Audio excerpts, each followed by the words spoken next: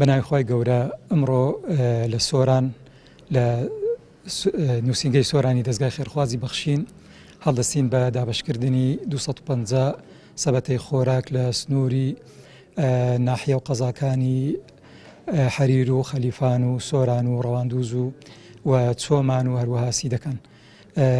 ئێمە لێرە سوپاسی خێرخوازانەکەین، خۆی گەورە پاداشتیاندا سوپاسیانەکەین و دەستخۆشیان لێکەین کە هاوکاریان کردین بۆی بتوانین جارێکی تر لە مانجی پیرۆزی ڕەمەزان هاوکاری خەڵکی هەژار و نەدار و کەم دەرامەت بکەین، هاوکاری یەتیمان بکەین و لە جیاتی وانی سوپاسی خێرخوازان و سوپاسی خوا پێداوانەکەین و داوان لێکەین کە چەندی هاوکارمان بن و دەستبارگرمان بن، ئێمە شەتوانین زیاتر وەک دەستێکی ئەمین هاوکاری خەڵکی هەژار و نەدار بکەین و پیرۆزبایی مانجی ڕەمەزانیش لە سەرجەم موسڵمانانەکەم. کۆمەڵی دادوەری کە خۆی بەسەر پەرشکاری فەقیر و هەژاران دابەشەکە، خۆی مادیەکە کۆ ئەکەتەوە، وان نییە کۆ ئەکەتەوە، خۆی مادیەکە تاوەکو فەقیر و هەژار و لێ قەوماوان و ئەو کەسەی کە لنجی نیە و چاوی نیە و شەهیدە و فرانە بە ئێکسانی ئێستا من مەوجودم کە دابەشەکە هیچ فەرقە و جیازی ئەو کوریچەیە ئەو کوریچیە ئەو چیە ئەو چییە.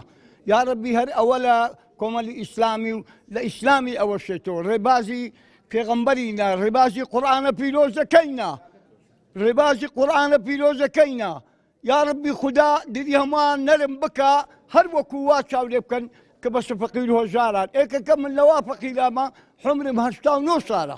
وڵاگا هاوکاری عالمێکەن و گەلێک خەیرە گەلێک پیاوەتیە، خوا خەیری و بنویسی ڕەبی ئامانەتێک خوای بن، حەمد و درێژ بێ خوایە بەرخم.